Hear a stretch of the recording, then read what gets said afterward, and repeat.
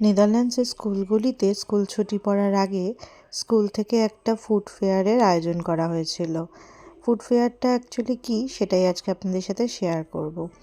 আমার ছেলে একটা ইন্টারন্যাশনাল স্কুলে পড়ে নেদারল্যান্ডসের। সেখানে বলা হয়েছিল যে বাড়ি থেকে বিভিন্ন পাপ পেস্ট্রি বা বিভিন্ন ব্রেড আমাদেরকে বেক করে পাঠাতে হবে, এবং সেখানে ওরা কুপনের আয়োজন করেছিল।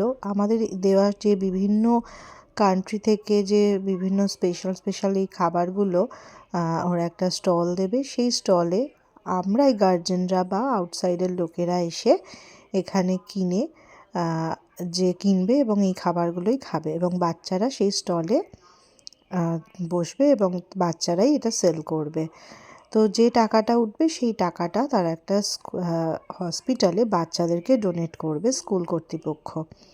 তো আমি সেদিন বানিয়েছিলাম চিকেন পাপ পেস্ট্রি, যেগুলো হয় সেগুলোই বানিয়েছিলাম। আমি আমার ছেলেকে মোটামুটি 15টা মতো পাঠিয়েছিলাম।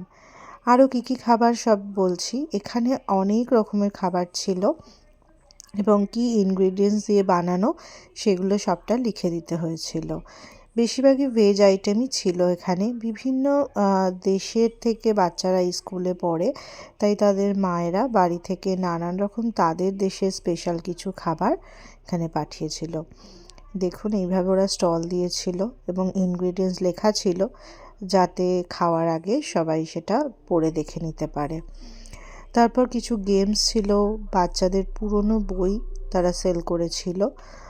সেখান থেকে আমাদের একটা কুপন মানে একটা কাগজ দিয়েছিল, যেটা 1 ইউরো বা 2 ইউরো কাউন্ট করে। তো আমরা পারচেস করেছিলাম এবং সেই কুপনটা দিয়েই আমরা এই খাবারগুলোকে পারচেস করে খাবারগুলো খেয়েছিলাম এবং কিছু বুকস কিনেছিলাম। ছোট ছোট গেম রেখেছিল যেখানে বাচ্চারা সেই গেমগুলো খেলতে পারে।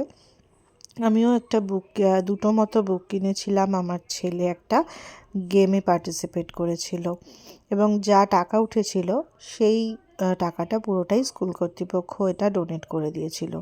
প্রতি বছরই এই আয়োজন করা হয়। স্কুলের প্রত্যেকটা গ্রুপ এটা পার্টিসিপেট করে না, মানে পার্টিসিপেট বলতে যে খাবারের আইটেমগুলো সেগুলো গ্রুপ 1 বা গ্রুপ 2 বা গ্রুপ 3 গ্রুপ 4 করে ভাগ করে দেয়, যেটা যেবারে পড়ে। আর বাকি সব গ্রুপই অ্যাটেন্ড করতে পারে এই ফুড ফেয়ারে। তো আমারও বেশ ভালো লেগেছিল। আমার ছেলে আর আমি